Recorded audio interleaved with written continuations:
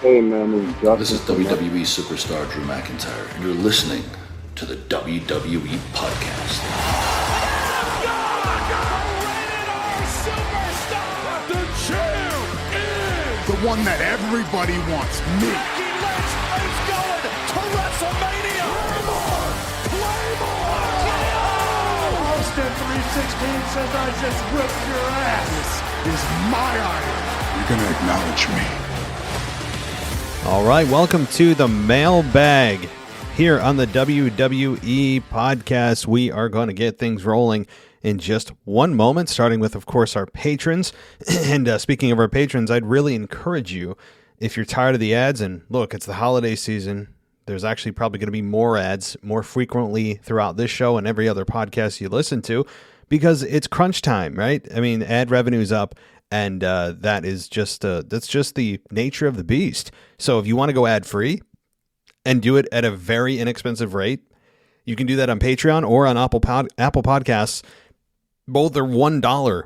And actually, on Apple Podcasts, we're running a special for a $9.99 for the entire year. That is a crazy low price from what we had it at, and I'm doing that for a limited time. So if you're interested in getting rid of those ads and just kick back and listen. No worry about skipping. You don't have to eye roll. You don't have to cuss about how many ads we have or other podcasts have. There's an ad-free option. So one more thing, if you want to check out our TikTok, and the reason I say that is, as promised, I put a video up there today, quickly going through some of the negative reviews that we've had over the last few months. I mean, I would say the majority are pretty positive, but it's fun to respond to the negative ones. And I did that on our TikTok page at the WWE Podcast, if you want to go check that out. I just posted it earlier today. I actually recorded it from my car as I was on my way home from work, because once I get home, I have zero time until the kids go to sleep. So, all right. Well, that said, let's jump into the mailbag, as this is your show. This is the listener's show. So let's get things going here with one of our newest patrons, Dennis McGinley. He writes in and he says, "This is Dennis. Hey, Matt. Have you heard about these two news updates? That KO has re-signed with WWE. That's number one. Yes, I tweeted out earlier a very profound and intellectually stimulating response to that, saying, no. Yeah, so I know that it takes a while to absorb, and it's very kind of just deep. And so that said, I did see that, and I'm disappointed, but I will shine some positivity on that in future episodes, because I don't think it may be all bad. While I do believe that Kevin Owens was, and I still stand by that he would have been a great fit in AEW. There is that, but I also think that, perhaps WWE did promise him the sun and the stars, and Kevin at the end of the day has to do what's right for his family, and WWE has essentially or allegedly upped all of their guaranteed money, but also taken away a lot of the merch sales that they were getting and that kind of thing. So again, another topic for another day. I'll dive deep into that. But as a whole, I'm trying to look at the positive side of this, and maybe Kevin Owens is valued more than we think. You do wonder how many zeros it took for Kevin to be convinced of that, and I'm thinking that AEW had a lot to do with stars getting more money. So it's funny that stars now have two places to go to make a legitimate living, competitive wages in terms of WWE and what they get paid probably in AEW, but also the fact that there are such deep pockets in AEW, and they're the shiny new toy by just by a simple effect, and existing in the same market as WWE. They're driving up the salary, quote unquote. I shouldn't say it's salary because they're not really employees, but for lack of a better term, compensation. How about that? They've driven up the compensation for the existing stars in WWE, because WWE knows that they could go to another place and make that same amount. So what does WWE have to do? Dig a little deeper into their pockets. So that's why competition is great for everybody. It's great for everybody, the fans and WWE. So again, I'll dive a little bit deeper into this Kevin Owens thing in another show, but in the interest of time here, I will continue on.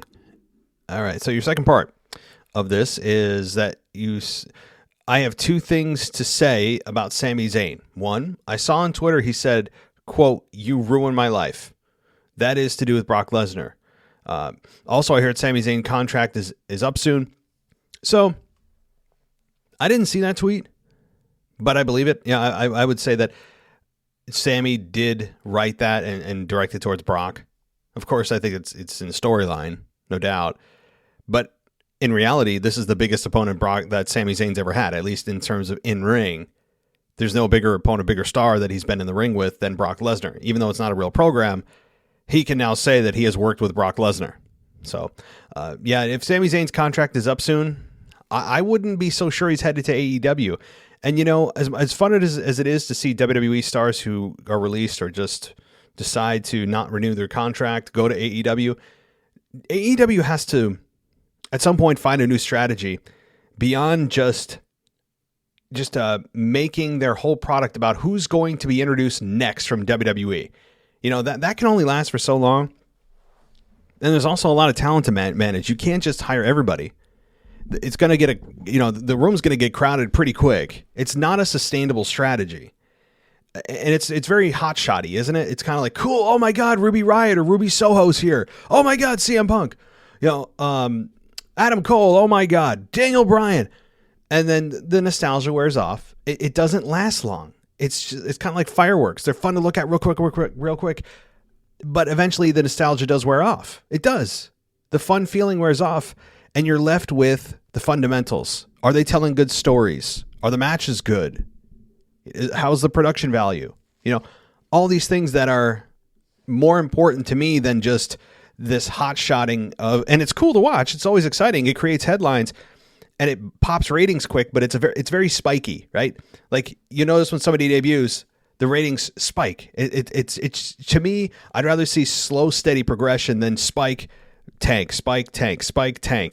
And I know they have to also make a name for themselves. And look, AEW is still brand new, so this is another topic for a whole separate episode. Okay, I think bringing up new stars from the NIL, next in line, is good for WWE and NXT. What will Vince do with all this young talent? I wish Vince would just retire and Triple H do the takeover. That's my thought. I think that, look, Nick Khan, who has come in and essentially just cleaned house over the last year and a half, now we're starting to see, okay, you have leveled this place. What are you building on top of it? And it seems as if youth is the answer, at least in part. Of course, we'll see their long-term plan, but youth is a good place to start, and specifically collegiate athletes. That's a good place. You're getting them right from the get-go. They're a proven commodity from an athletic perspective. This is I think it's actually a pretty good plan. And it also shows you all the new faces. It's not just like one or two new ones. That's what was so weird about, and I shouldn't say weird, intriguing is a better word, about Monday night when they said it's the NIL, the NIL, the next in line program, is that they gave you a whole class of people. It wasn't just one or two.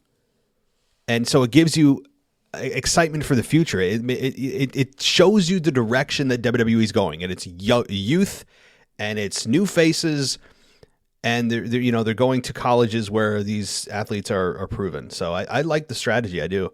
Yes, there has been pain, and maybe some people shouldn't have been let go. Again, there's two sides to this, but at least on the positive side, there is that. So, Matt, I have to compliment you on all the fun off rants I hear and enjoy. I heard the Fatal 4-Way for the WWE Championship. I was sleeping or hard of hearing. I didn't know that until yesterday's Raw. So if Seth is a part of it, I have him for the win, but I could be wrong. Yeah, look, now, first of all, I'm glad you enjoy my rants. Some of the people that I responded to in our Apple Podcast reviews that I did on TikTok, again, it's only about a 3-minute video. So I crammed in like only a few reviews that were negative. Yeah, I'm glad you enjoy them.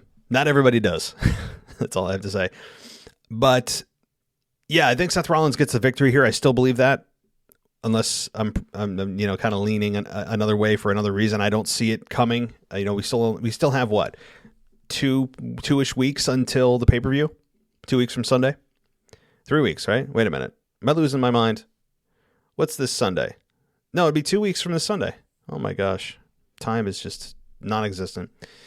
Okay, let's talk about Liv Morgan and go for the WWE Raw Women's Championship. I don't think she'll win it at day one. I think she wins it at WrestleMania. Yeah. I'm with you that she probably doesn't win it at day one here, and she gets screwed again. And then Liv maybe enters the Women's Royal Rumble a few weeks later and then wins the Rumble. And Becky is forced to face her again. The only concern I have with that is if it goes all the way to WrestleMania, this is essentially a program that has gone over 4 months. And it's risky, given the fans' attention span nowadays. I'm all for it because I like slow burns. I like long programs. I like long story arcs. But I'm concerned. I'm concerned that the fans become apathetic about this because they look at this and say, we've seen this before. We've been through this before. Let's move on. So that it's dangerous unless it's done right. So let's see here. Hey there. What is up with Uncle Raffles? Follow for follow. I think you're referencing followers on Twitter. I'm not sure who these people are. Shout out to the Mad Crisis. I would like to have hit me up on Instagram at Zenden1382 and Twitter at Ginley8Dennis. So there you go, Crisis. Hit up Dennis here on Instagram at Zenden1382.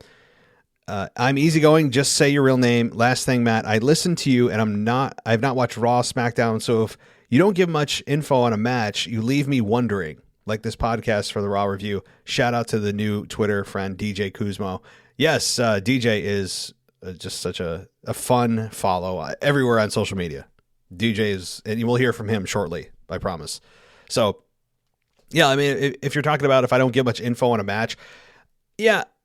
So, again, it's a review show. It's not a play-by-play show, so I don't usually go through like, okay, we had Becky Lynch put Liv Morgan in a headlock, and then they did a drop toe hold, and she was in the corner.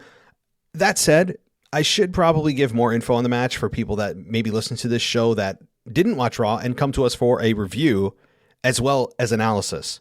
So Dennis, duly noted that I usually just kind of go over the high level stuff of what happened and then give my analysis of what's good, what's bad. But you're right. Maybe a more in-depth of what happened during the match itself would be helpful to listeners. All right. Thank you, Dennis. Let's get to where do we go? Let's go to Randy the patron. Here we go. And by the way, guys, I know next week is Christmas week. So we're still doing the mailbag as far as I know. I know it falls a few days before Christmas, but I'd still appreciate you sending in questions if you'd like. We're going to do a show as long as I get questions. If nobody emails me or calls the voicemail box, then of course we won't have a show. But okay.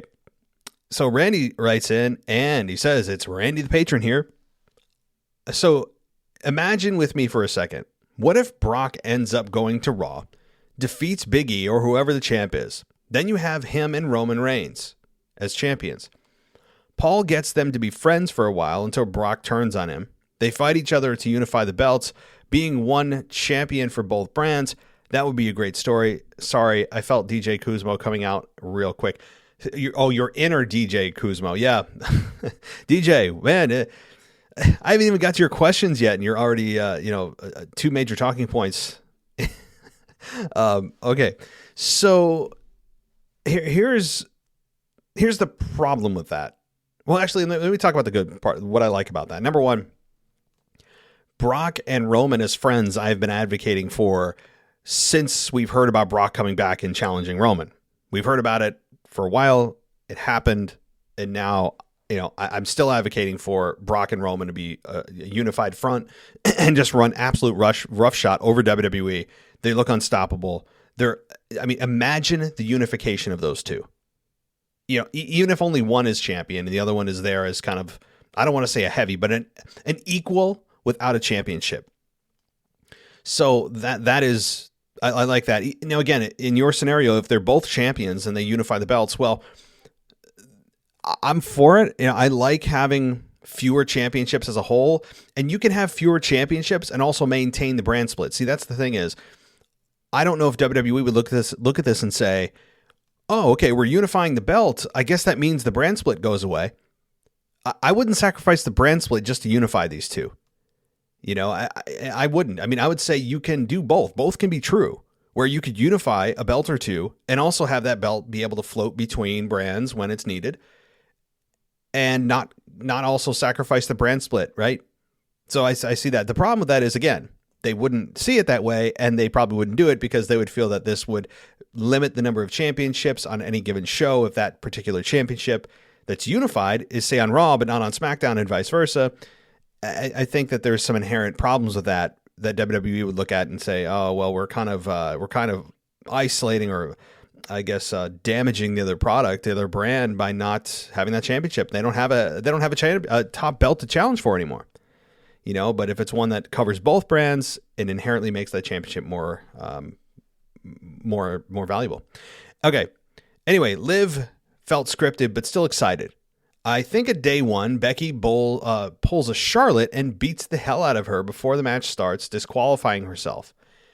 Then Liv goes on to the Rumble and is one of the last four remaining, which is Rhea, Liv, Bianca, and Rhea, Liv, and you have Bianca in here twice. I'm guessing you meant Sasha. Sasha eliminates Rhea and Bianca, but forgets Liv, and she pushes her over, making the feud of Liv, Sasha, and Becky at WrestleMania, where Liv pulls off the victory. Yeah, I think all of us are generally on the same path that Liv is not going to win at day one, and that her redemption comes at WrestleMania via way of winning the Royal Rumble. You're right, and it very well could be a three-way. Now, again, we're 5 steps ahead of ourselves, but that seems to be the logical case. Definitely. You know, I've heard rumors of Ronda Rousey coming back, not this year. I'd say 2023. 2023 is probably more likely, where we see Ronda Rousey, or at the very earliest, late next year. But, yeah, this is I like this. Yes. Good stuff. Next and future champ is Seth Rollins, which I think Bobby goes nuts and goes to pin Kevin, but Seth pushes him out of the ring, getting the pin, making his heat even more, or the other way around with KO. So, yes, look, we're all so aligned on some of the things going on right now. I'm trying to put different spins on the things you guys are saying, and I'm not trying to ask you to be different if that's how you truly feel. But this also seems like something that is a foregone conclusion, and that's not a bad thing at all. Predictability is only bad if it's not the right thing to do, in my estimation.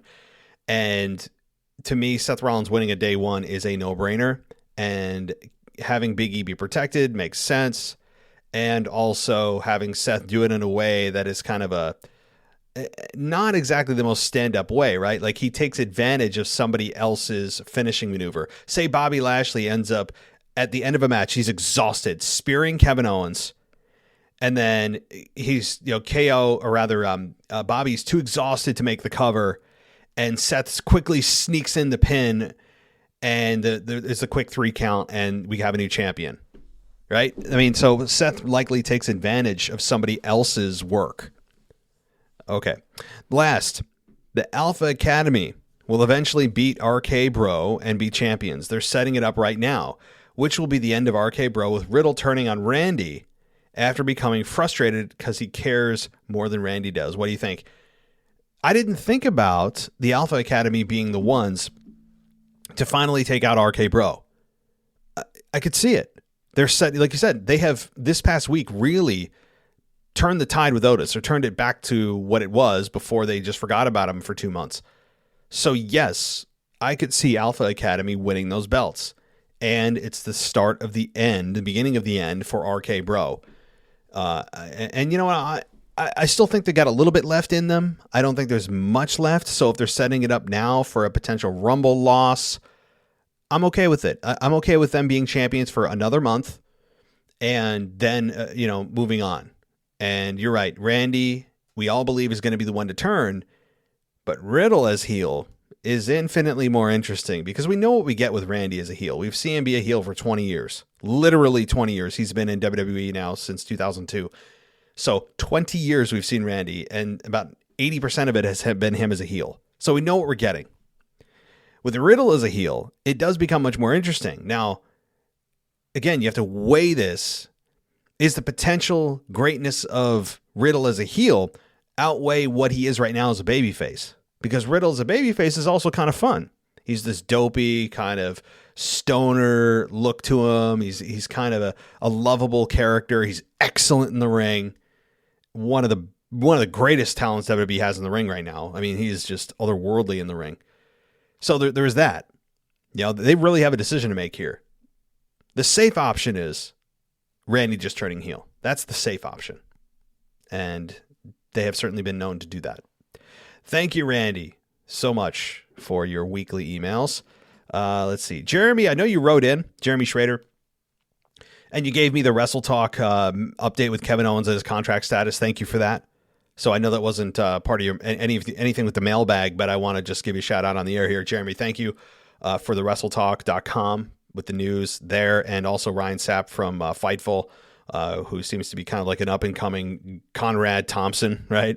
And so there's a lot of great sources, including this one, Jeremy. Thank you for that. And anybody that wants to go and check out the news story, of course, Wrestle Talk has it. Fightful, all the big names, Torch, Observer, everybody knows. So thank you, guys. Of course, we're not done yet with the patrons. How could we possibly be done with the patrons when we haven't even visited the DJ booth?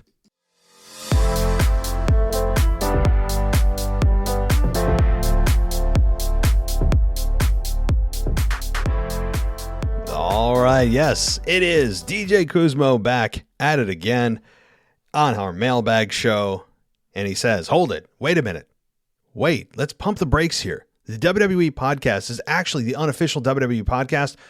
Well, I knew that, just joking here. But seriously, though, yeah, actually, I mean, I'm kind of both.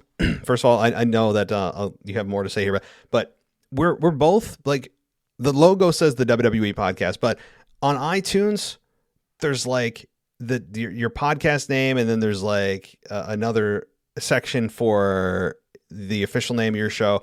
Like I have the unofficial WWE podcast as our name, but I only make it look like it's the WWE podcast. So I cover myself legally. Trust me. We're all covered here, but I guess we're still the WWE podcast, right? I guess unofficially, officially. Okay. How is it that WWE never thought of branding their podcast called the WWE podcast before you brilliantly did it? Yeah. DJ, I seriously, and people ask me this, I have no idea. It's almost so obvious that it's stupid. You know, and it took me until 2017, late 2017, early 2018 to do it. Again, I was under another name before I did this show. I was still talking wrestling, but other stuff. And boy, oh boy, when I go back and listen, it's just flat out embarrassing. But I don't know. I really don't know how nobody came up with the name. Probably because many people figured it was already taken, or it sounds too plain. The WWE podcast, that's too boring. Come up with something fun like Through the Ropes, right? Or Cheap Heat. You know, of course I'm naming some podcasts, but yeah, it's not clever. But I guess the cleverness comes in the obvious. Maybe. I don't know. I'm not patting myself on the back. I just when I looked to see if it was available, it was. I'm like, what? Like what? Yeah, I don't know. And especially the what even more surprised me than the name was the domain name, wwepodcast.com. Now, I don't give a whole lot of attention to my website. I spent a bunch of money like revamping it. It's a pain to keep up, and I still post there every time we do a show. But the fact that the domain name was available, how is WWE Podcast available? How the hell it doesn't make any sense. It was available cheap. So if WWE wants it, they're going to have to, provide me with a king's ransom. So, all right. Anyway, thank you for the pandering, DJ. Checks in the mail. Jeff Hardy. Say what you will about Jeff Hardy's time in WWE, good or bad. He is definitely one of the all-time greats in terms of tag team wrestling, which nowadays in WWE is a lost art and a dying breed. In my opinion, if you were to look for the word extreme in the dictionary, you would see a picture of Jeff Hardy, Johnny Knoxville, and the rest of the Jackass group. This guy really lived a life on the edge, both in the ring and on the outside of it. It sucks that Jeff Hardy got released just when it seemed like he was going to gearing up to feud with Roman Reigns in the next month or two. He got drafted to SmackDown. From the moment he appeared, there was something different from this version of Jeff, a more serious version of Jeff. It kind of reminded me of the late 2000s and the epic singles run Jeff Hardy had with the Intercontinental title when he feuded with Umaga, then the triple threat match for the WWE title at Armageddon 2008 against Triple H and Edge, and then the World Heavyweight Championship feud with CM Punk the following year. Interesting to note that Jeff Hardy has actually won every single title in the WWE before the Universal title, the god-awful 24/7 title, which I know Memphis Mark is a huge fan of the 24/7 title. I mean, like, if there was a number one advocate that WWE could assign, give it an award or a trophy to, Memphis Mark would be the number one advocate for the 24/7 title. Maybe even while he's getting married this weekend. And first of all, congratulations to Memphis Mark, who is actually getting married this weekend. I'm not making that up. He really is. So congrats. And I actually was going to see if you wanted to come on the show to co-host with me this weekend, but obviously you have your hands full. We will we'll figure out a time in the near future, because we do have to have you back on, buddy. Maybe, though, as a wedding gift, the whole WWE podcast family can chip in, and what we can do is go to www.shop.com and be able to get a duplicate 24/7 title for Memphis Mark for his wedding gift. I mean, I think that would be, out of everything we could possibly give him, I think that'd have the most meaning, and I think that he would, I mean, it would bring a tear to his eye. I really believe that. Memphis Mark is probably seething right now in just annoyance with the 24/7 championship. So if you heard our episode, then, or if you've ever heard a voicemailer from him, you know that quite the opposite's true. So anyway, congratulations, Memphis Mark. We'll have you on soon. Hopefully it is sooner than later. All right. So back to DJ. Sorry, DJ, for interrupting your momentum here. I guess I was making a statement and sending a message to our fans. So, okay. Jeff was a tag team champion, Intercontinental champion, United States champion, WWE champion, and the World Heavyweight champion. Just a sidebar at the time, I never understood the booking as to why Matt Hardy attacked Jeff Hardy at the Rumble in 2009, causing Jeff to drop the title back to Edge. Was he jealous of his brother's success? Okay. Yeah, that made no sense. None.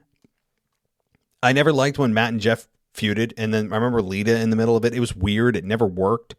Plus, if you remember, I remember Matt Hardy and Edge did not like each other, right? With the whole Lita angle that happened. Of course, that it wasn't at the exact same time, but it didn't make any sense from a lot of levels. So yeah, I'm with you. It was weird. Anyway, I enjoyed the ride from 2007 until 2009 of Jeff Hardy having an awesome singles run. No longer was Jeff in the shadow of his brother's success. Not to sound like I'm reading an obituary, I want to wish Jeff Hardy all the best in whatever he does in the next 90 days, which seems like forever.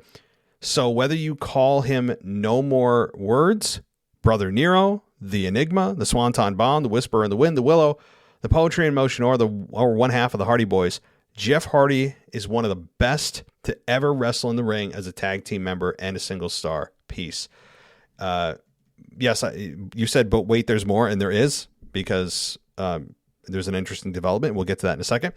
But to put a kind of a bow on the Jeff Hardy thing, Jeff Hardy, yes, will be forever known, best known for his tag team work with Matt Hardy in the TLC matches, for sure. And yes, also the moment with The Undertaker and the infamous Jim Ross call saying, "Come on, kid, make yourself famous." That moment will forever be remembered in Jeff Hardy's career. Among these that you mentioned about him as world champion, yes, absolutely. And we may have seen Jeff's very last match in WWE. I think that's it. Sadly, I'm not saying he won't return for a Hall of Fame induction. I think that's almost guaranteed. But in terms of in-ring competition, how can WWE ever trust him again? They have given an infinite number of chances to this guy. And I'm not knocking Jeff. He's clearly got an issue, and we don't know the ins and outs, but it was bad enough for WWE to say, hey, look, we can't have this liability on our hands. Thank you for all of your contributions, but we have to part ways. So we very well may have seen the very last match of Jeff Hardy just as he was about to get a World Heavyweight or a Universal Championship opportunity. Okay, interesting development. It may sound old to some or new to others, but The Rock and the WWE president Nick Khan, according to The Rock's Facebook post, have been friends along with Nick's sister since the mid-1980s and have grown up in the wrestling business from The Rock's grandmother's wrestling promotion in Honolulu, Hawaii. It might not mean that much. I'm just speculating that The Rock and Nick Khan might take over the WWE fully after Vince decides to either retire or die or pass away. Nick's sister is the creator of the TV series on Peacock called Young Rock, which of course is about the early life of the Great One before he got into wrestling. We don't know if Triple H's health is going to be back to 100%. Only time will tell. Plus, Shane McMahon is definitely not interested in returning to WWE. And who knows if he were to return if Vince, like I said, retires or passes away. Also, just bringing up to piggyback on the What If episode that you did with Anthony on what if Vince McMahon stepped down as the CEO of WWE, and hearing you both debate on who would take the helm as next CEO, it certainly looks like it's going to be Nick Khan. But we look at the health of Triple H, and given the fact that he is still recuperating from the cardiac event, The Rock would make an interesting choice to join the WWE in an executive role to work with Nick Khan, if ever, like I said, Vince were to retire or pass away. Strange how life can come full circle. Yeah, it is interesting, and that's an interesting development and a connection I did not know about with Nick Khan and Nick's sister, and she actually is but she said she's the creator of the Peacock series Young Rock. I did not know that. So we all, I think, learned something today, and I guess knowing's half the battle. But very interesting. It's very interesting on a lot of levels when Vince dies, because I believe that's the only time that he gives control up is from his cold, dead hands. Who takes the helm? You would imagine Triple H and Stephanie. I don't know if that's actually going to be the case, but one thing very interesting though, and when you mentioned The Rock possibly taking over, The Rock has eyes, I believe, on political aspirations. I really believe that The Rock, maybe in 2024 or 2028, has eyes on the presidency. I know that, some of you may think that, now he's got the XFL to manage, he's got this and that. The Rock has so many people working for him. He doesn't need to be intricately involved in everything. And if he's the president of the United States or running for it, he has to push all that aside. Everything The Rock does right now, just keep an eye on it, right? Like, everything The Rock does and says, I'm analyzing from the perspective of, is this something that a politician would say that, if it's to come back during his campaign, can somebody say, oh, The Rock said this and this, that's offensive. Does The Rock speak like a politician sometimes? I think personally that The Rock will run for president in 2024 or 2028. I do believe that. And I actually think he'd win based on just, he's a magnetic personality, that he is just a world-renowned figure. And I know a lot of people would just vote for him regardless of what his political affiliation is, just because, oh my God, The Rock's running. How funny would that be if The Rock's president? Without understanding what he really stands for or whatever. Of course, he hasn't made any official announcement or anything like that. But my speculation is that he has eyes on a political office. I really do. So that said, I don't know if he would have time to be WWE's CEO if that is indeed the case. Speaking of retiring and possibly passing away, let's talk about the man of the hour. Good old Vince McMahon. Boy, oh boy, does Vince McMahon look so old on TV. But that's probably an understatement. Even with some sort of makeup on him. He just looks so bad and sad at the same time. Yeah, he does. Watching this decrepit old man try to pronounce words and his words slurring every time he opens his mouth is like a child learning how to talk. Have you ever heard the saying, once an adult and twice a child? This is literally Vince McMahon at the stage of his life that he's going back to childlike tendencies. Yeah, yes, DJ, that's exactly what this is. Vince McMahon's sense of humor, as I said, froze at the age of 14. He finds things funny that only a 14-year-old would find funny, like pushing people in a pool when they have all their clothes on. Isn't that knee-slapping funny? You see it in the reflection of the attempts at comedy on TV a lot of times with his shows. It's just it's a 14-year-old driven mentality with a lot of his comedy. But now we're seeing it in himself, where he's making jokes, but he's slurring his words. It's exactly right. It's exactly what he is right now. Anyway, what is the purpose of having Vince on TV, especially with a young talent like Austin Theory, who again is continuing to take selfies and making Finn Balor look like a fool? If Vince is trying to play an old man character by slurring his speech on purpose and saying shut up and slapping Austin Theory out of the blue, I don't get it. It's time for Vince to ride off into the sunset. We don't need to see you anymore. Father Time has defeated you, just like how it has to everyone before Vince and pretty much everyone after, including you and I. Yes, not to sound dark or depressing, but we all can't live forever, and neither can Vince. I guess this is God's payback to Vince after Vince claimed he defeated God in a wrestling ring. Yes, I've made that claim too, and I will continue to say, if you have not seen that, it was, I believe, in 2006. I think it was 06 when it was the Backlash pay-per-view. It was the pay-per-view right after WrestleMania in 06, where Vince McMahon was facing Shawn Michaels and God, and he beat Shawn Michaels and God in a tag team match. I believe he teamed up with Shane. And so he could claim that he beat God, and he actually gave God an entrance, which was just a spotlight with nobody there. I mean, boy, that is just so funny. We all go back to that, isn't it? All right. So moving on, no explanation as to why RK Bro was on SmackDown last week in a match that was pretty much a glorified Survivor Series exhibition, minus the New Day, who didn't even have any tag titles. Having the New Day win that match to be named the best tag team in WWE, where's the logic in that? And this match made the Usos look weak, with Jay taking another pinfall, and if I'm not mistaken, this is the second time Jay has been pinned in the last week or two. Yeah, I don't understand. I mean, I ranted about this too. It just, doesn't make a whole lot of sense. You have the best tag team in WWE. It's nothing more than a marketing scheme to keep people tuned in for those that are ignorant enough to believe that that's an actual accolade to have. That maybe they're brand new to wrestling. They're like, whoa, we're going to find out who the best tag team in WWE is. Isn't that cool? And then if you take 2 seconds to think about it, you're like, well, wait a minute. What about every other team? Why didn't they qualify? And what's at stake here? This is ridiculous. Rhea Ripley and Nikki Cross need to break up. To me, it looks like Rhea is hidden in a tag team, and at times I forget she's on Monday Night Raw. It's time for Rhea to go back on a singles run. Hopefully that starts after the Day 1 pay-per-view. I say Rhea wins the Women's Royal Rumble next year. Yeah, she's probably at least one of the final 4 in the Women's Royal Rumble. Maybe along with Alexa Bliss, maybe along with probably the fan favorite of Liv Morgan in that matchup. But Rhea probably is ready for another singles run. Nikki is just intolerable as a character. She's like a parody of a wrestling character. That's what Nikki Cross is. In this tag team match, or whatever you call it nowadays, going into the month of January, the focus needs to be to go back on AJ Styles and most likely booking a match with Edge for WrestleMania next year, or maybe let AJ get a title run of sorts. By the way, guys, did they even mention AJ Styles this week with Omos? Did I miss something? Did they just put that on hold? I don't know. With that being said, I think Omos should go back to his role as a bodyguard, as an enforcer for AJ, because as of now, there still isn't any identity or character development for Omos. And it wouldn't make sense breaking them up quite yet. Well, yeah. I mean, but there's also the case to be made of AJ on a singles career run. I mean, we don't know what was left of AJ's contract, and he's been in this tag team.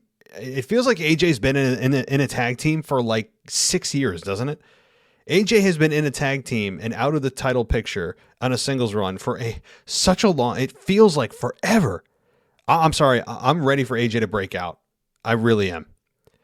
But like you said, maybe he does have an enforcer, and just instead of making the tag team, making Omos just an enforcer. But the problem is, how do you go back?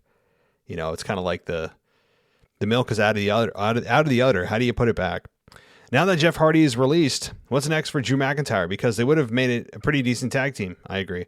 And after potentially feuding with Madcap Moss and Happy Corbin, Hardy and McIntyre could have feuded with the Usos for the tag titles. Then you could have Jeff go on to face Roman for the title and lose. And later down the line, close to WrestleMania next year, you could have potentially a triple threat of Roman, Brock, and Drew. And the winner of that match will be... We'll find out on the next episode of the Mailbag. Peace, y'all. P.S. The voice recording. Yeah, I'm going to get to your voice recording, of course, as always, in the very first voicemail of the show. But, you got to leave us a cliffhanger, DJ. You really have to do that. Oh, boy. All right. Leave us with that cliffhanger. I'll buy it. You set the bait, and I took the hook. Okay. Now that we have gone through all of our wonderful patrons, let's get to our normal mailbag here and start with Jim from Pennsylvania. And he says, again, sorry I didn't get to email last week. I was on vacation. Well, hopefully you enjoyed wherever you went. So I got to see some good wrestling last week on all promotions, but a couple things stood out to me. One was, do you think WWE will get any of the talent from Ring of Honor? And if so, who? All right. Well, let's take a look. What I'm going to actually have to do, because I don't really follow Ring of Honor, is see who was released and see if I can even make an educated guess at all. And after a little Googling here, so Ring of Honor, yeah, I mean, as far as the releases go, where are they possibly going? So what I did was I went to WrestlingRepublic.com because I am about as ignorant as it comes with this stuff, with the Ring of Honor anyway. But the only person they're giving a shot at WWE signing is Brody King. They say WWE is a possibility if they make a run at him. But outside of that, they're mostly predicting AEW, Impact. Jay Lethal, they think Impact is the most likely place. Dalton Castle, Impact, MLW, or NWA. Yeah, so, I mean, boy, they're not saying that anybody's going to WWE outside of a possible, a possible one that I mentioned, who was a Brody King. So that is a terrible answer, considering I had to look it up and take someone else's word for it. But that's the kind of quality analysis you get here on the WWE podcast. I mean, I'm just a wrestling encyclopedia. I don't forget anything, and I watch all promotions. Embarrassingly, that is not true. All right. Moving on after I have humiliated myself. Second, I hope the Usos beat the New Day at day 1, and Woods turns on Kingston, and that would be the end of the New Day. Yep. I have nothing to say because I'll go on a New Day rant and spare all of you that for the 100th time and just say we can only hope and pray. And finally, I think at day 1 we will see new champions in Rollins and Lesnar. What do you think now? If that's all, say safe, happy holidays. Well, happy holidays to you, Jim. I think one is right, your other one's not. I think Rollins becomes champion. I don't think Lesnar does.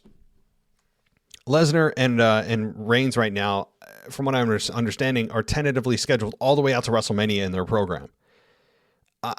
I would advocate not for that to happen. I would advocate still for Brock and Lashley at WrestleMania and have Drew versus Roman at WrestleMania if there's no Rock or anything like that. So to me, that's where I'd go. I don't think that Lesnar needs the championship. And also, Lesnar is not the future of WWE. You don't want him having the Universal Championship, being the one to take it off of the epic run Roman is on. So Rollins, on the other hand, I think could be an excellent WWE champion. I mean, Big E is as boring as it comes as a WWE champion. I'm sorry, he is. Listen to the crowd reaction. It's just kind of mildly. It's warm. It's not. He's not getting booed, but people aren't as. I don't know. People aren't. I don't think excited to see him champion. They're just kind of like, oh, cool, yeah, he's finally champion. And that's it. All right, Jim, thank you. Let's continue on here. I don't have too many more emails, I don't believe. I might have an Instagram or two. I'll check that in a minute. Let's see here. Dennis O'Brien, I believe. Yep, writes in. I don't know why I say writes in, right? I mean, nobody's actually putting pen to paper. Nobody's sitting there writing us letters. I don't know. I guess it's just a figure of speech for whatever reason. That's what I say. And Dennis says, hey, Matt, how are you? I'm enjoying this version of Brock. I find him very entertaining. I really hope that Sammy will get a push soon because he deserves it, and he's an excellent performer and outstanding on the mic. I'm gutted for Jeff Hardy. I hope he finds the help he needs. This will be my last email this side of Christmas, as I'm going to be very, very busy with work the next 2 weeks. I'd like to wish you and yours, the WWE Podcast team, and the listeners who contribute to this great podcast on a weekly basis, a very Merry Christmas and a Happy New Year. I'll speak to you in 2022. Dennis, right back at you, my friend. Thank you so much, and to your family and friends, wishing you the best as well. And yeah, I mean, look, I'm glad you like this version of Brock Lesnar. As I mentioned on my show this past week with Anthony DeMarco, as we did the What If on this isn't a rant on Brock Lesnar. This isn't the worst thing I've ever seen. It's just not my flavor. To me, I like the tried and true old school Brock. There was nothing really needed to change there. But I appreciate the evolution and the effort of evolution and the recognition that things should change all the time. or at least when you feel things are getting stale. So I appreciate the effort. I'm glad you like him. I'm glad you like the character change here. Yeah, Sami Zayn getting a push. Look, Sami Zayn I've been advocating for Sami to get a push for many months. The problem is that you have a mega, once in a lifetime, maybe I'm not overstating that, heel right now in Roman Reigns. I mean, Roman Reigns is on a career Hall of Fame run right now. And had he not be in this role, I think you'd have Sami Zayn right there as a potential candidate for being a champion. The problem is he's booked as a heel, but he's booked as a extremely beatable heel. That he doesn't come across credible, like he can actually beat you up, get heat on himself because he knows he's that good. He's just a whiny heel that eventually he's just going to get beat up, and the heat does not build on Sami. And it's a shame because, as you said, he's really outstanding on the mic. So, yeah, Jeff Hardy, I hope he gets the help he needs to. I think we all do. We can all say that in unison. Thanks, Dennis, and we'll talk to you next year. Okay. Let's see. I might be it. Wait, no. That's not it. See, I lie. I'm a flat-out liar on this show. And it's Jeff from the Philippines. Jeff, it's good to hear from you, man. I miss your voicemails, I got to say. It was always fun listening to you talk about wrestling. So whenever you get a chance, feel free to actually send us a voicemail. But Jeff from the Philippines says this week, number 1, I think Bobby Lashley forgot he's a heel when he reached for the hands of some people in the crowd during his entrance. He did it at the start of the show, and I think before his match against Kevin Owens. I didn't notice that, but I'll take your word for it. And if that's the case, yeah, that's just a rule, right? Like if you're a babyface, you don't reach for the actual hands of the fans, because then you're giving them acknowledgement that you're on their level and, hey, thanks for coming. Yeah, I agree. Yeah, they should not be doing that. And I think it was just kind of a reaction that he wasn't realizing.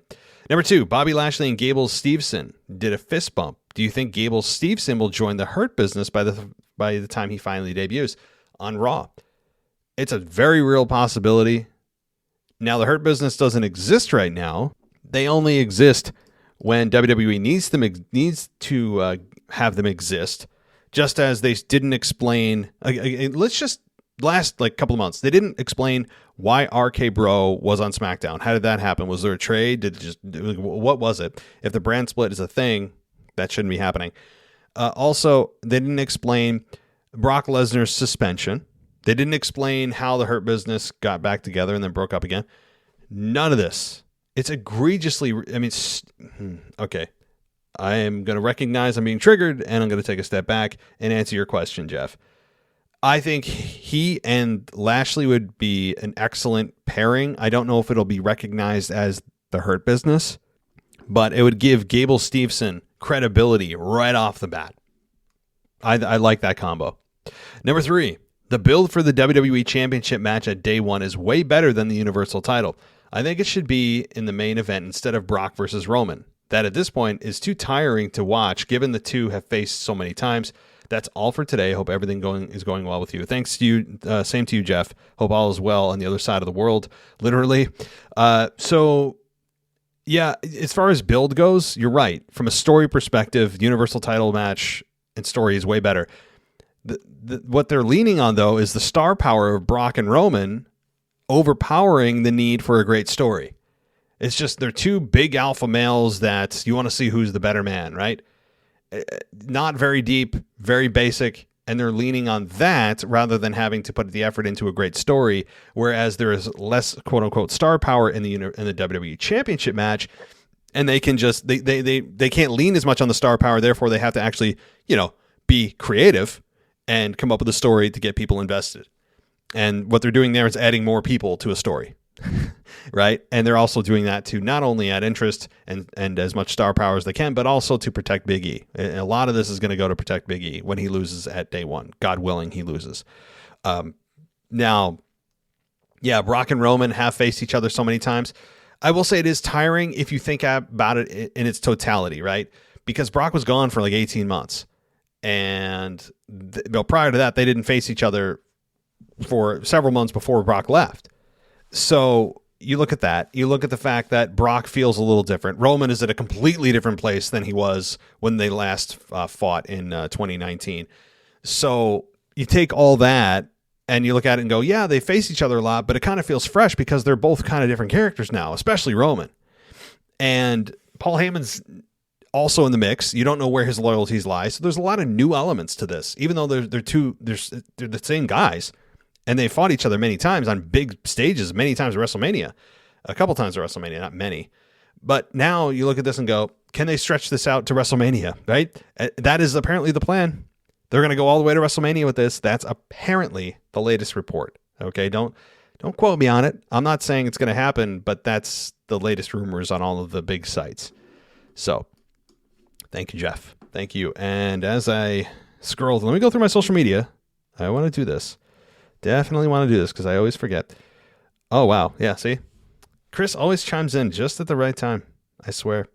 All right, Chris Baldwin. He writes in and says on Instagram, which, by the way, you can follow us at WWE_podcast. Hello, podcast family. Chris here. Not too much this week. I just want to talk about Liv Morgan and Becky Lynch.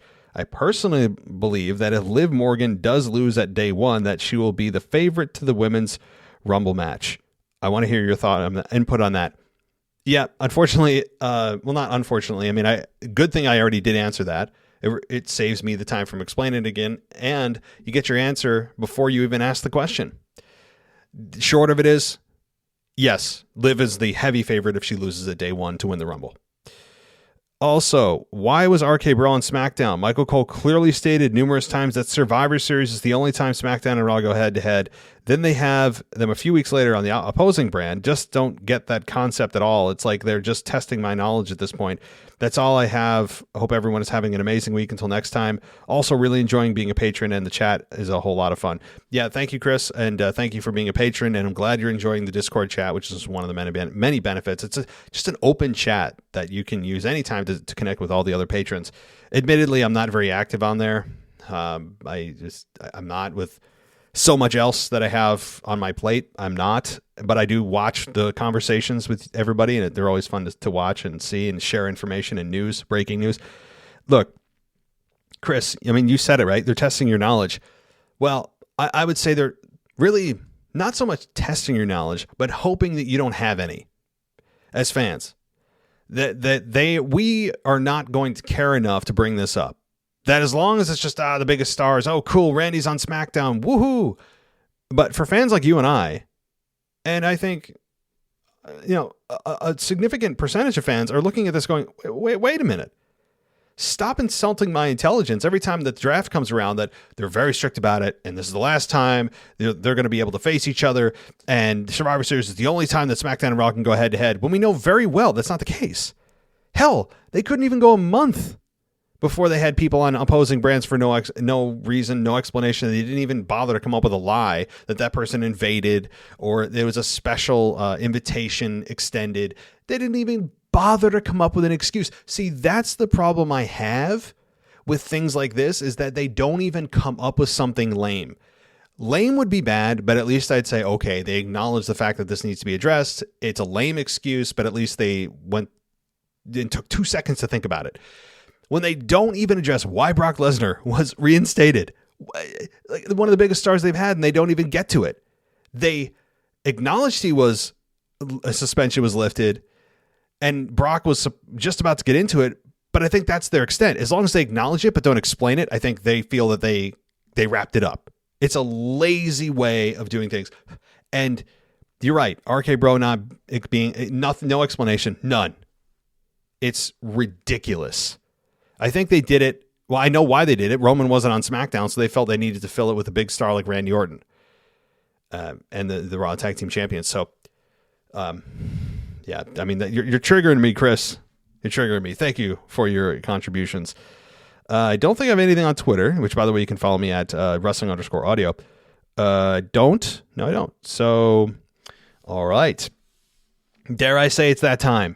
Dare I say it is that time? And as promised, we're about to get to DJ Kuzmo. Let's see what he's got to say for this week in WWE.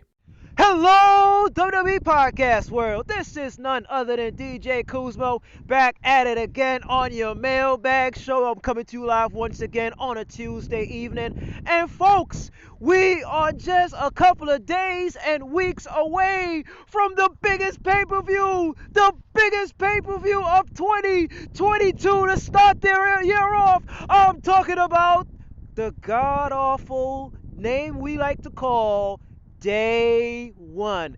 Whatever happened to New Year's Revolution? Whatever happened to, those catchy names for a pay-per-view on January 1st? But I don't want to get too involved in that. I want to talk about what happened on Monday Night Raw. And hooray, hoorah! Bobby Lashley has overcome the odds. He has now inserted himself into none other than the Fatal 4-Way at Day One. But folks, I looked at this.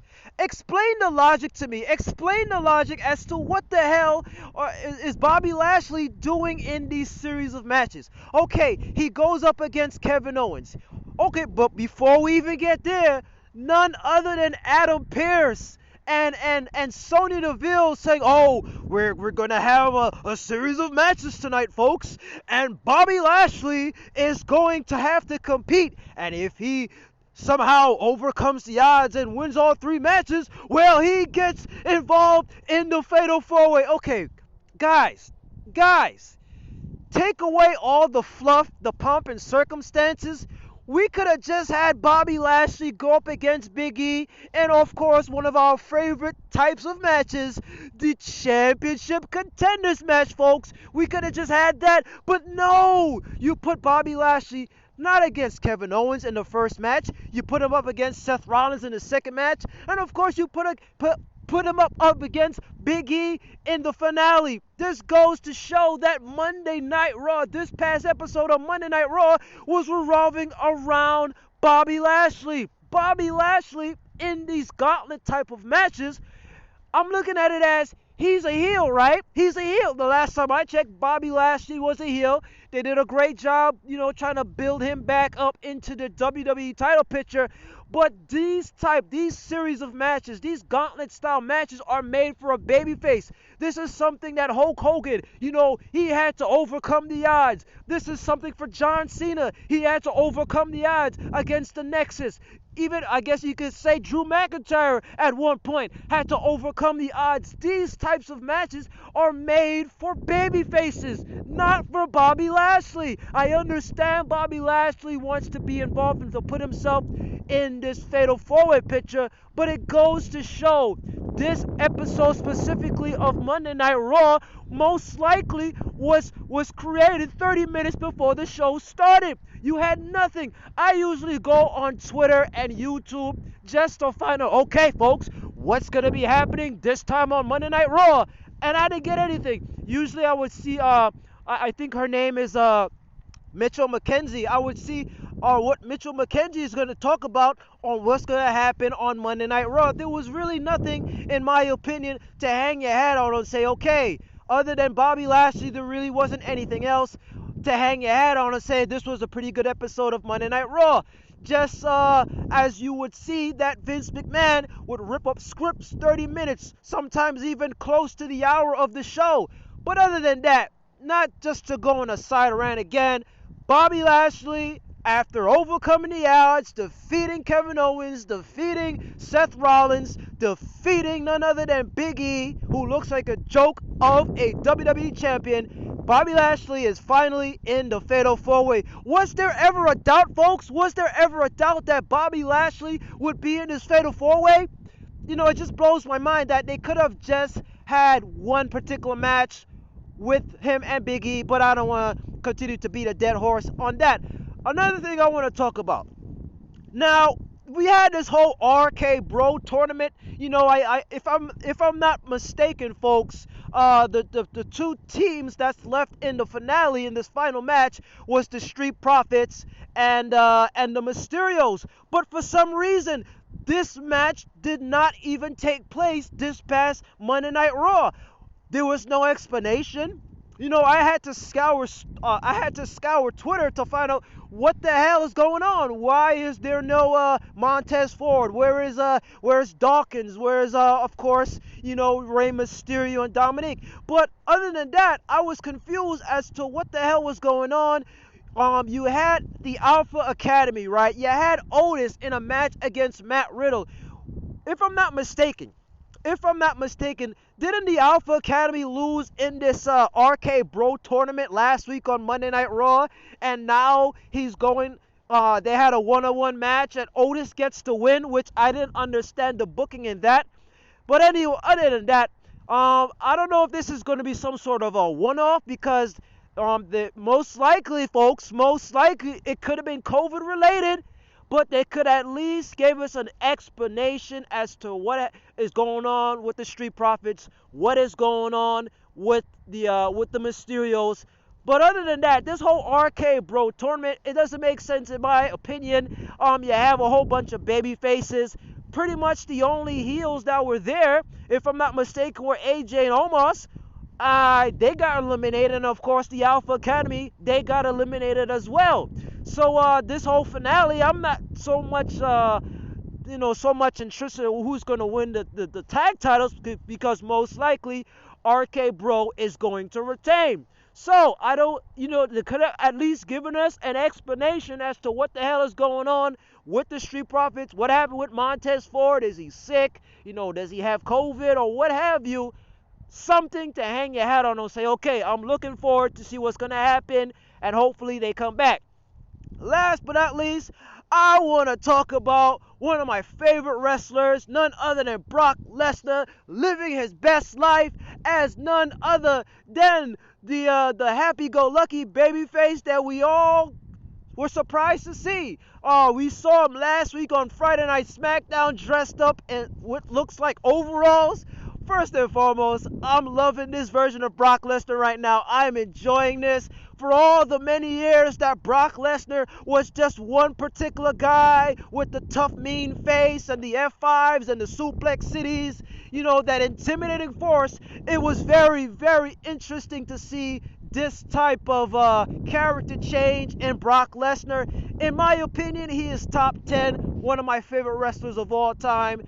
And just to see Paul Heyman, I don't know what Paul Heyman was on, but what the hell was Paul Heyman trying to hype up Brock Lesnar, to beat the crap out of these male nurses, okay? Just going on another side rant talking about male nurses. I mean, we all know that those male nurses were pretty much development talent. But other than that, I'm loving Brock Lesnar in this babyface role. But Paul Heyman, come on, Paul Heyman, you're gonna hype the man up, the reigning, defending, universal, undisputed Oh, wait a minute, whoa, hold up, wait a minute, dial it back, Paul Heyman. First of all, you still have Roman Reigns as your client. Roman Reigns is coming back next week. I know Roman Reigns is not going to be happy about what Paul Heyman said to get the Beast incarnate Brock Lesnar excited and beating the crap out, of course, the two male nurses and Sami Zayn. Oh, poor old Sami Zayn. That's all that I got this week, folks. I hope you have a blessed week. This Wednesday night on AEW Dynamite is Winter's Coming. It's going to be an interesting matchup between Bryan Danielson versus Adam Hangman Page for the AEW World Title. I am definitely going to be watching that, and I hope you have a blessed week, and I'll talk to you all next time. TJ, God, I love the passion. Yeah, okay. So the first thing I'm going to address is the fact that it's hard for me to address everything, as always. It's there's just too much. I mean, your content speaks for itself. Very intelligent. The issue with the Alpha Academy getting this opportunity doesn't make any sense, right? And also the who was it? The Dirty Dogs got a Raw Tag Team Championship the previous week, and they lost the week before that. There is no rhyme or reason why or how some people get awarded opportunities for championship matches. None. Zero a time. Not all the time, but it's starting to become more and more of a pattern. You're right. Now, as far as the Bobby Lashley matches go, the series of matches, yeah, that's a babyface thing to do. You're right. That's how you set up a babyface for the fans to rally behind. Oh my God. Okay, he got past one match. Okay, the second one. Can he do the, oh my God, can he do it? And instead, you're just left to realize that he's a heel. He's going to be inserted into the matchup, and he's facing other heels in the match. So it's usually not other than Big E. He's a great athlete, and the match quality was fine for all three of them. But yeah, I mean, I didn't understand that, and it's also not just that, but it's oversaturation of Bobby Lashley, I mean, overexposure really, and why he didn't just run a gauntlet match instead of having 3 separate matches, 3 separate entrances. I think the fans were just over Bobby Lashley by the end of the night. I mean, they were just done with it. They were more done with Bobby than his eyebrows are from Bobby, right? Like Bobby Lashley is just done. And I was done seeing him as well. Great talent, ultra talented. I do enjoy his work, but the fans were out like Bobby's eyebrows. I don't know, I was trying to get something in there. Anyway, look, I first of all, I know Bobby, didn't he have like an issue or something? It wasn't actually, I know it's tattooed in, but I think he actually had some kind of health issue related to that. So if that's the case, I'm not making fun of that, but nonetheless, I'm still poking fun. Okay. DJ, thank you for your contributions, and your passion. And it's always just a true joy to hear from you. So, alrighty, let's get to the Crisis. Now, the Crisis has a trash list here, and the trash list, as promised, is trash list number 2. Now, trash list number 2 may contain some you think I'm going to say profanity, but it's not. I want to make sure, because I was supposed to get this on my weekend review and I just simply didn't because I forgot. But I'm going to put it in now, and let's see what the Crisis has to say about this week in WWE. Here we go. Ladies and gentlemen, my name is the Crisis. Gosh, that just feels good, man. I hope y'all are doing well. You know what this is. It is the official, unofficial WWE podcast, Crisis Trash Bucket List number 2. We're on the second installment of this, and we jumping right into it. First off, I always start with my fire. Michael Ritter, SmackDown review. Fire. Anything with Brock Lesnar on the microphone, especially anything with Brock Lesnar and Sami Zayn. Fire. Lesnar's entrance. If you have not seen it, go back to the SmackDown episode. Watch the entrance from Brock Lesnar. Absolute #fire. Woods' new crown. I gotta say, fire. Xia Li's entrance. Woo! Fire. And the Charlotte Flair and Toni Storm match, I'm putting it in there. That was my high point. That, my friends, was fire. And the way they ended it in the DQ, yeah, that adds an extra little bit of fire. Lunchable breaks. Yo, DJ Kuzmo, throw me one. Drew and Sheamus match. Lunchable break. Yo, Kuzmo, I need another one. Corbin and Mad Cat. Anything with them right now, especially with that sword, and I already know it's stupid. Lunchable break. The moment Sonya Deville brings out anybody to support her, no, lunchable break. And then I'm going to say it. I don't care if anybody else don't like it, but I'm going to say it. Triple threat tag team match. Lunchable break. Yes, I took a lunchable break during the main event. Okay. You ready?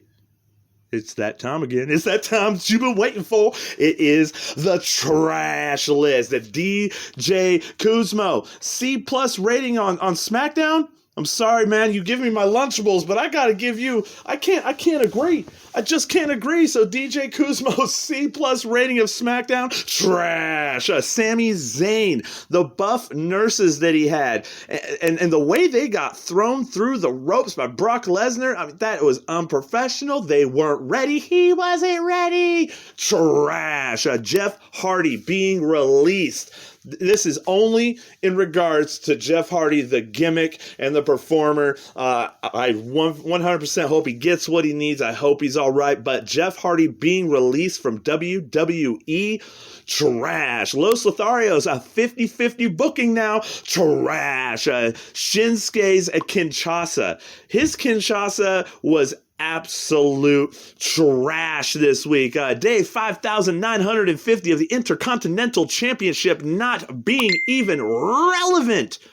Trash. Anything royalty related. I don't care if it's Zelina. I don't care if it's Woods. Absolute trash. A Drew McIntyre sword gimmick. Trash. Pieback is a beep. No. Trash. A Sasha Banks babyface promo. Any babyface promo from Sasha Banks. Trash. Someone called my phone just to tell me RK Bronament, trash. Sonya still not fighting nobody, trash. And RKO, brand split, what? RKO on SmackDown, trash. And that is all I got. I'm going to throw it right back to Matt. I will be back on the mailbag for the official, unofficial WWE podcast, Crisis Trash Bucket List number 3. There you go, Matt. Have a good one, y'all. God, I love these segments. Fire, Lunchables, and trash. I mean, where else can you get that trio of brilliance? Good stuff. And just a couple I'll comment on. I can't comment on everything. That would be insane. Great stuff, first of all. And number 2, the Intercontinental Championship not being defended or even recognized is an embarrassment to the industry. Not the person holding it. The person holding it is more than worthy of holding it. The problem is creative. The problem is WWE not giving it the attention it deserves. I mean, he's defended it once since beginning of August. Once. It is embarrassing. They did this with the Women's Championship with Asuka last year, and I ranted about that. Deservedly so. And I stand by that. Trash is an understatement for what they're doing to the Intercontinental Championship. The other thing you mentioned, royalty. Yes, anything royalty should just be immediately banned. Admittedly, as you said, on Fire, the Fire portion, Xavier Woods' crown actually is a nice looking crown. Badass crown. And that's where it ends for me, though, because everything royalty related. Anytime anybody brings up hear ye, loyal subjects, adopts an accent, comes out with a scepter or a robe, and pretends all of a sudden that they are the king or queen that they claim to be, I'm out. Like, check me out, right? Zelina, though, I will say, I'm a big fan of Zelina Vega. I still don't believe this is the best that she can be. I think this is a gimmick adopted to her. I don't think it's something within her. It's just a gimmick put on her. I think there's something better inside of her. At least she's getting time on the mic. At least she's winning matches. That's a plus. So, thank you, Crisis. Let's get to the other voicemails for this evening, and we'll close things out. Hey, it's Kyle from Baltimore. I think I'm done watching SmackDown, and like I keep saying, SmackDown even from last night, it was such a bad show. We tried to build it up to make it somewhat interesting with the build to the show, with what they were promoting with Xia Li debuting, and what has she been doing. I don't want her to be a part of the Sonya Naomi situation. This whole thing is about being racist in that entire storyline, and I don't want Xia Li a part of that at all. Her being, it's not a good fit. I want her to be doing something with Sasha Banks. What is Sasha doing? She's backstage doing nothing. Her thing with what's her name, Shotzi, just ended. Sasha has no direction. The thing with Charlotte's been a boring champion. She needs to lose that title quickly to maybe Sasha. I don't know, but they need to do something on SmackDown, because now that Jeff Hardy is gone, there's no one for Roman Reigns credible enough, except for Drew McIntyre. And like I said, this cannot just be about the Roman Reigns show. Anytime he's not on the show suffers because they only rely on him. And that is just sad. Monday Night Raw, like I keep saying, has been 10 times better than SmackDown, and it continues to be that way. It's their own fault. They decided to put all their top names on SmackDown when they drafted them. So now they have to suffer the consequences for just having Roman Reigns to rely on, and no one else is built up credible enough on his level. Because every week SmackDown is a terrible, terrible show. and I don't know what they could do to change that. But that's just it. That's really a question, but I just wanted to just put that out there, and that's it. Thanks for the call. Bye. Hey, Kyle. So a couple things on the points you brought up. Xia Li being introduced in the way that she did. Now, I understand what you're saying. Sasha Banks right now is just a cheerleader backstage. She's trying to make good with the baby faces, which puts her in the good graces of fans and all that. But she's not doing much. I agree. It's weird that she's being underutilized or just utilized backstage and not in the ring and on the mic. But that said, I mean, I wouldn't go to Xia Li, Sasha Banks right off the bat. That's a match you save, you build. You allow the fans to understand who and what Xia Li is, build her, and make the fans want to see it before presenting it, where it's just cold, right? So Sasha Banks and Xia Li, I'm sure will happen, but it's way too soon, I think. And having her come into this program as a babyface and getting involved in Sonya Deville and Naomi, I actually enjoy this storyline more than most. Xia Li, I don't know much about, other than she looks kind of like a Mortal Kombat character, and she has the lightning coming out of her hands, at least in CGI. As I said earlier, the fans in attendance are probably like, what is she doing? Until the fans at home are like, oh, cool, lightning coming out of her hands. It's like Raiden from Mortal Kombat. And so I'm fine with it right now with Xia Li. I think that it's a good place for her to start. Now, that said, too, your complaints about SmackDown being too top heavy with Roman Reigns or nothing, it's like boom or bust. Yeah, I mean, that is the sacrifice that they made by having Roman stay on SmackDown and pretty much everyone else go to Raw. And they're feeling the effects of that, albeit Brock Lesnar's there, but Brock Lesnar is passing through. He's a visitor. He's a guest. He's not staying there, I don't think. And he can float between any brand he wants to. He's not beholden to the draft. Although, honestly, there is anybody else based on their loosened rules of just not explaining why people are going on certain shows every week. But your belief is true, I think. Your concern is true that it's when Roman Reigns isn't there, there's a massive hole because they brought in Randy this week and Riddle to balance things out and create a mythical title of being the best tag team in WWE as the main event.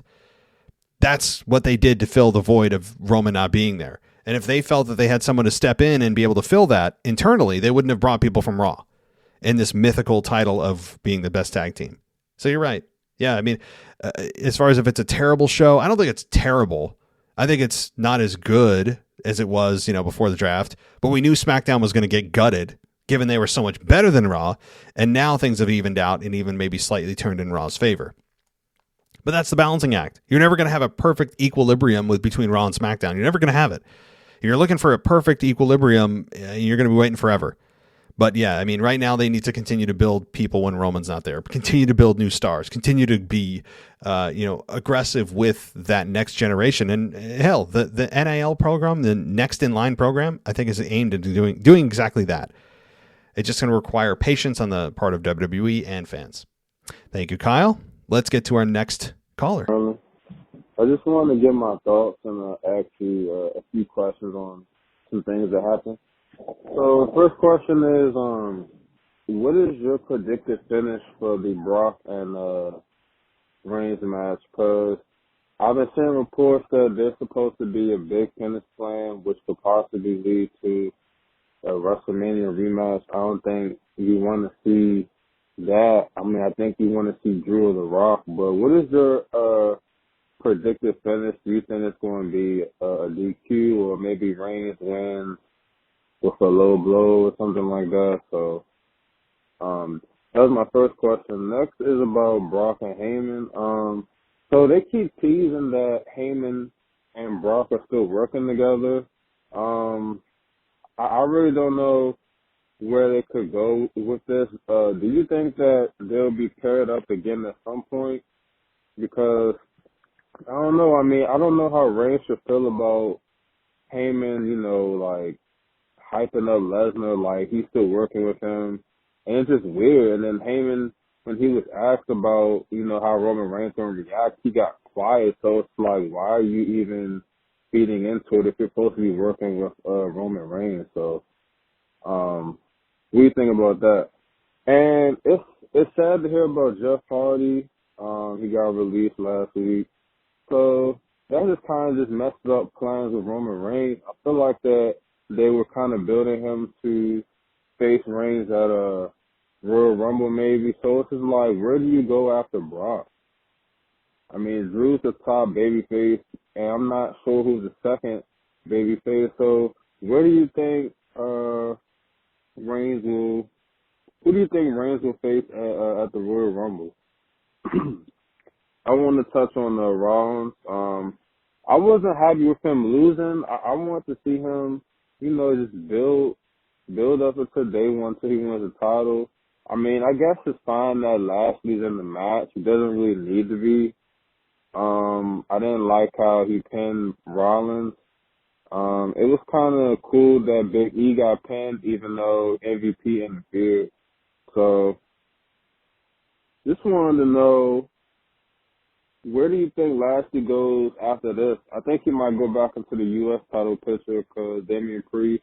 Maybe he's being built up to beat Damian Priest. Who knows? But I think that's it.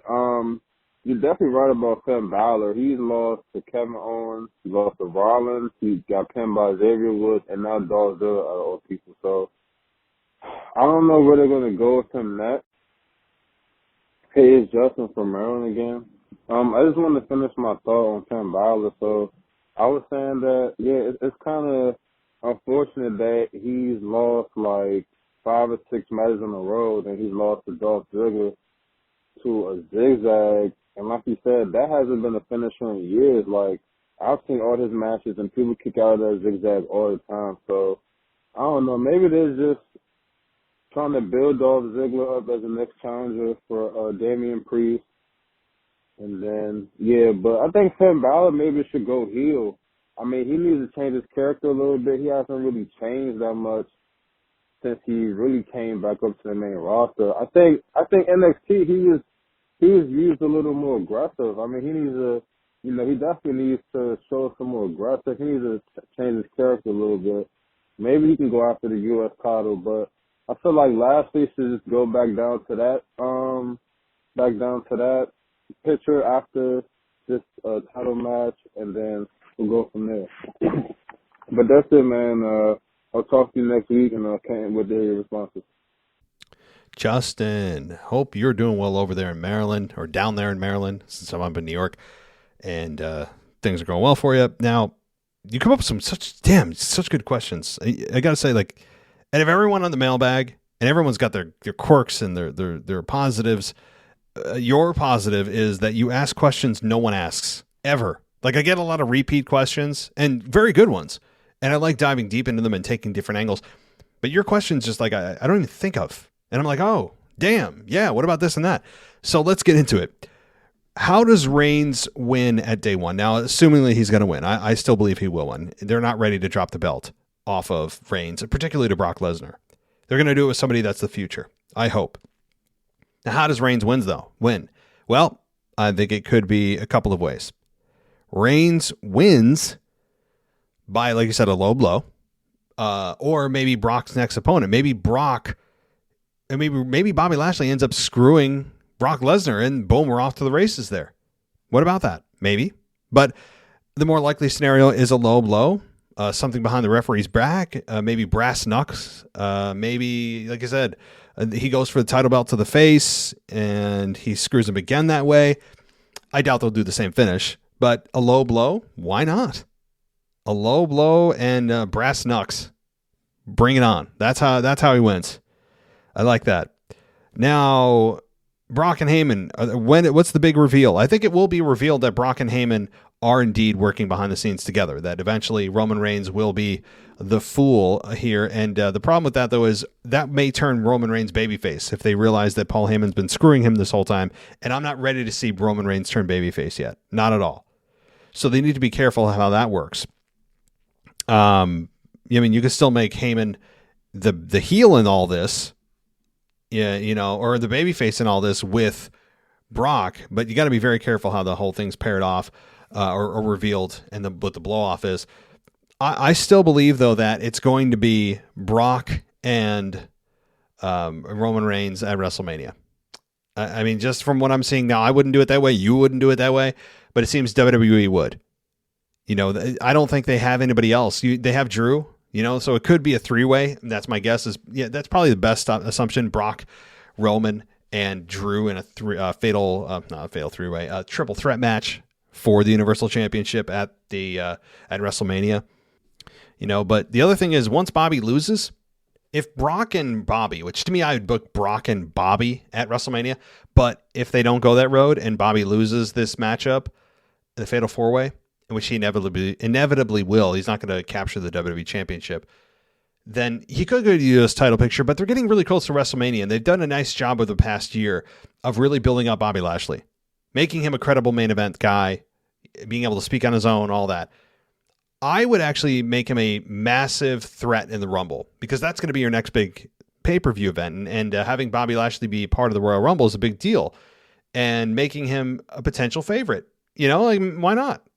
Why not? And how about this for a crazy theory? Brock captures the Universal Championship. We have Bobby Lashley win the Royal Rumble, and it's Lashley versus Lesnar at WrestleMania for the Universal Championship. There's a twist. So you got me thinking. You got me thinking critically, Justin. I can't be using I can't be using this many brain cells. I can't even speak. That's how many brain cells are firing right now. But I shouldn't be using this many brain cells at 11:30 at night. That's when I'm recording this right now.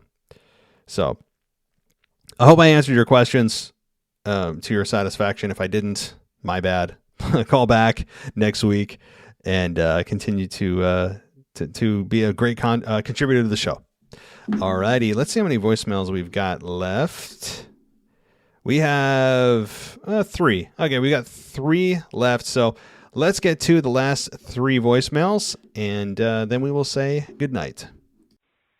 Hey Matt, it's Kyle from New York again, and I thought of a little prediction for the Royal Rumble, at least for the women's Royal Rumble. A lot of people are thinking maybe Liv Morgan could win it if Liv Morgan is not getting a rematch against Becky, and if she loses at day 1. If she can get a rematch at Royal Rumble, people think she might be in it and she might win it. But I actually thought of somebody else. I think Liv Morgan could win it, but the second person I could think of is maybe Sasha Banks. So let me explain. The reason why I think it could be her is because I forgot who said this in the mailbag a few weeks ago. Somebody said, she's in the mid-card right now. This is not where she belongs, which I agree. But I also agree with what you said. They're just, keeping her there for now until she gets the title shot. I think she might be involved in the Naomi stuff with Sonya.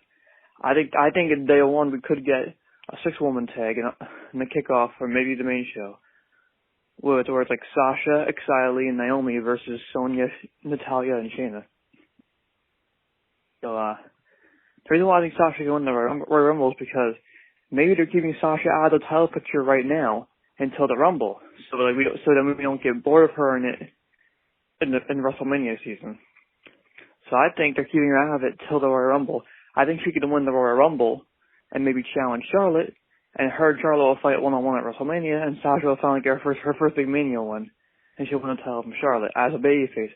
And maybe, I know you don't like her as a babyface, but maybe they'll slowly start to make her more babyface, and you'll start to like her, and maybe on the road to Mania she'll turn full babyface and win it from Charlotte as a babyface. So, let me know your thoughts on what you think. I really think she could win it. I think Liv Morgan's definitely possible. But if it's not her, my second pick is probably Sasha. Let me know what your 3 picks are. Because, my 3 are probably Liv Morgan, Sasha, and then third's probably Alexa Bliss. So, yeah, that's it. And, 3 minutes are almost up, so thanks. As always, I'll talk to you next week. Hey, Matt, it's Kyle from New York again. I forgot to ask something in the last voicemail. Usually I don't do 2 voicemails in 1 week because, busy. But I only usually do 2 voicemails, once a big episode. Usually I don't have time. I record these voicemails usually either when I'm at work on my lunch break, or if I'm at home playing Fortnite, or watching Squid Game and Stranger Things on Netflix or something. So I want to do what I usually do for usually the Mailbag Takeover show is one of the bigger shows. Usually for the Mailbag Takeover shows, I usually try and make one email for Mr. Casual Wrestling Fan and one voicemail for you, so you both got something to hear from me. I know you said last week the date of when you're having next takeover. I forgot. What is it again? What's the date again? That's all I want to ask for this voicemail. I forgot the date you said. So yeah. Now, just let me know what the date is for the next takeover. I forgot. I know you said a week after Christmas, but I just forgot the date. So thanks, and I'll talk to you next week. Hey, Kyle. Okay. So let me answer your last question first. The Casual Wrestling Fan and Mrs. Casual Wrestling Fan will be returning 2 weeks from tonight. So December 29th, the week after Christmas, that will be their takeover week. So everybody, don't forget, I will be doing the voicemails. Casual Wrestling, Mr. Casual Wrestling Fan and Mrs. Casual Wrestling Fan will be doing the emails. So send them both in hot and heavy, of course, every week, but especially 2 weeks from tonight. Okay, let's get to my picks for the Royal Rumble early. Of course, we haven't even got through day one yet. Lots of variables. But as it stands currently, without having the foresight or having clairvoyance to see into the future, I will say it's probably the favorites could be Liv and Sasha. And I think Liv right now, if everything else was equal, Liv Morgan would probably win. Because I don't think anybody believes she's going to capture it from Becky. Becky's once again going to screw her and then be forced to face her once again at WrestleMania. That could absolutely be the case, and it's a very easy pick. But you're right. Sasha Banks is a close second. She's been very underutilized lately, and I'm not scared for Sasha's career or anything. It's fine that she takes a little bit of a quote-unquote break, even though she's still on camera. And Sasha and Charlotte are going to be a main event at some point. But what about the returning two stars that we haven't heard from? What about Bayley? What about Asuka? Right? Where are they? Bayley, Asuka, I know, was going through an injury, and then we haven't heard from her, and it's been quite some time, and I think she needed time off anyway, and maybe they just don't have much for her. So Asuka should be on the mend and coming back shortly. We have Bayley, who's scheduled to return shortly before WrestleMania, unless she's speeding up her recovery, in which she could be part of the Royal Rumble too. So Asuka and Bayley. How about those two? All right, let's get to another voicemail here and see who it is. This is Trey from Maryland. I have a question. I guess this Friday, not on SmackDown, I see Roman Reigns is supposed to be coming back on the show. And just wanted your thoughts of what you think will happen. Do you think that he's going to make Paul Heyman choose between him and Roman Reigns? I mean, between Roman Reigns and Brock Lesnar to choose which corner he's going to be in at day one or at the Royal Rumble. Also, what do you think the payoff will be at the end of the storyline of this feud? Do you think that it's possible that Paul Heyman is going to figure out a way to unite Brock Lesnar and Roman Reigns together so they can wreak havoc all over SmackDown and potentially Raw? That's my opinion. Thanks. Hey, Trey. Good to hear from you. And so, quick answer here. I don't think that they're going to have this blown off or paid off that quickly. It's not going to certainly be blown off on a SmackDown where you have Paul Heyman, revealing which side he's on, and it just wouldn't make sense. Now, that said, though, you're right. They could have the blow off be that it's ultimately not him choosing, but rather trying to having Paul Heyman manipulate both men to come together. How ingenious would that be? Where it's neither Paul Heyman choosing either, but rather both in unification. I've been of the mindset of that for a long time, and it would be awesome. Imagine that, Brock and Roman together, just destroying every single person in their path. It would be awesome. Awesome. I want that choice. I want that choice because we've seen Brock with Heyman. Okay, we know we're going to get there. We've seen Brock with Roman. It's been fun. What about both together? Good Lord, imagine the destruction. Imagine the destruction. So do I think this week that Roman's going to make Paul Heyman decide? No. No, it'll just be another teaser. Another Roman kind of looking suspiciously at Paul and asking him what happened last week, and Paul Heyman cowering in fear and saying, yes, my tribal chief. Yes, my tribal chief. Yes, my tribal chief. Right? I mean, he's just going to cower, but he won't actually, nothing will be revealed. It's just tease, tease, tease. But the payoff, to me, would be unification. Exactly. Thank you for bringing that up. Thank you, Trey. And let's get to our final voicemail for the evening. Hey, everybody. It's Mr. Casual Wrestling Fan here, and Mrs. Casual Wrestling Fan here. And we just want to let everybody know that coming up this pay-per-view week and for the foreseeable future of pay-per-view weeks, we're going to do our Mailbag Takeover show. So our next Takeover show will be recorded on December the 29th, which is a Wednesday, our normal Mailbag night. That I think is 2 weeks or a week from today, if I'm not mistaken. 2 weeks from today, as my wife tells me. So, you know, we're going to have fun. We're going to give predictions. And, you know, it's going to be a great time as it always is. Isn't that right? That's right. We always love coming live to you guys and having fun. But I want to speak on the last product right now. Bobby Lashley was a beast last night. I loved it. I know, Matt, you said you hated Raw. I loved Raw. Big Bobby fan right here. So, you know, shout out to Bobby Lashley. Shout out to MVP. Look very strong. Look very dominant. Looking forward to the Fatal 4-Way match. You know, didn't really care much for Liv last week, you know, or this week, or any week for that matter. Don't you agree? I totally agree. Like, I don't like how they're pushing Liv, and it's just me. Bianca Belair is a strong, believable challenger, and I don't think Liv is believable.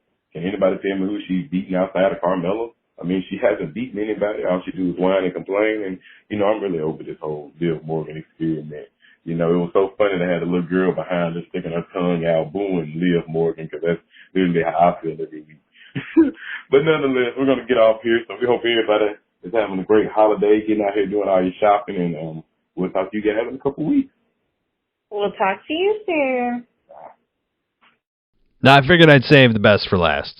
Okay, Mr. and Mrs. Casual Wrestling Fan making that announcement here that, of course, they'll be doing the Takeover show on the 29th of December, but also, which I didn't let you guys know, but now you know, is that Mr. and Mrs. Casual Wrestling Fan will be doing this every pay-per-view week, starting with, obviously, the 29th.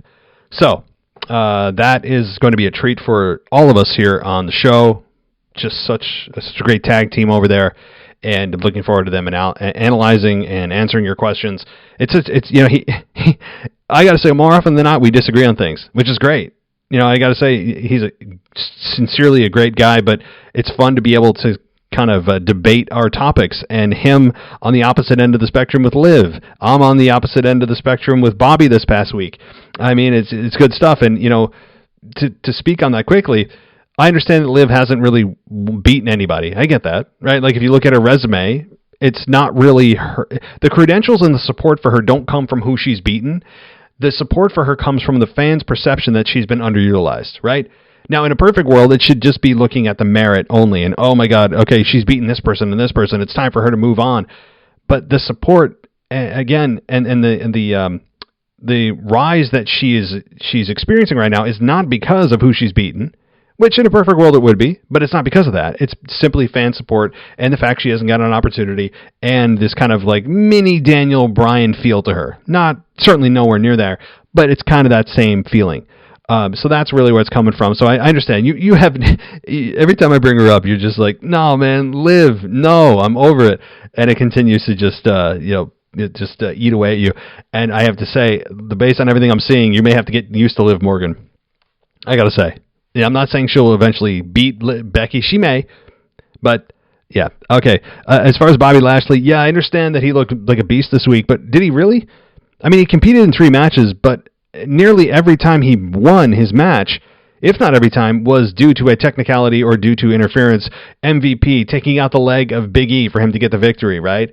I mean, so Big E didn't exactly beat anybody clean outside of Kevin Owens, who he probably would have lost anyway, but he just escaped the hold, the hurt lock to avoid injury, which was smart on his part. I've never seen that done, actually.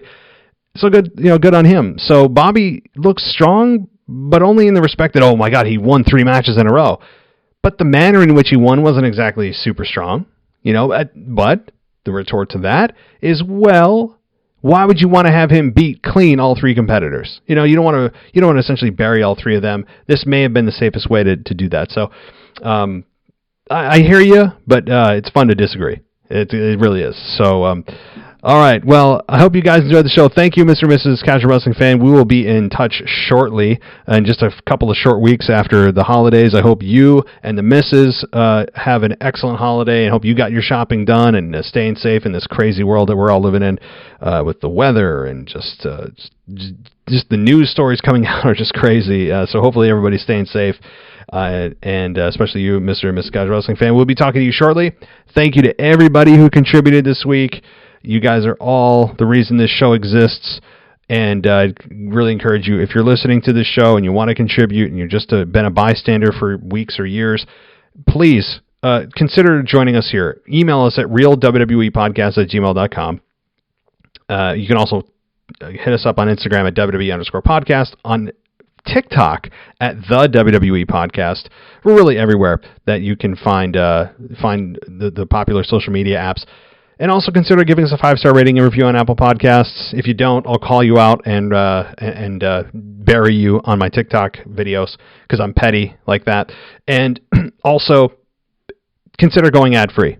I know the ads are a pain in the neck. If you made it to this part in the show and you haven't gone ad-free, you are probably exhausted. You've reached your ad saturation point. You cannot take any more. So relieve that pain and go ad-free for 99 cents. It's somewhat of a no-brainer, guys. Go to ad-free. Don't put yourself through the stress. And join us on Patreon, where you can get a bunch of other benefits. But also on Apple Podcasts, we have an ad-free button right there at the top of the page. So, all right, everybody. Thank you so much for listening. And I'll talk to you next time.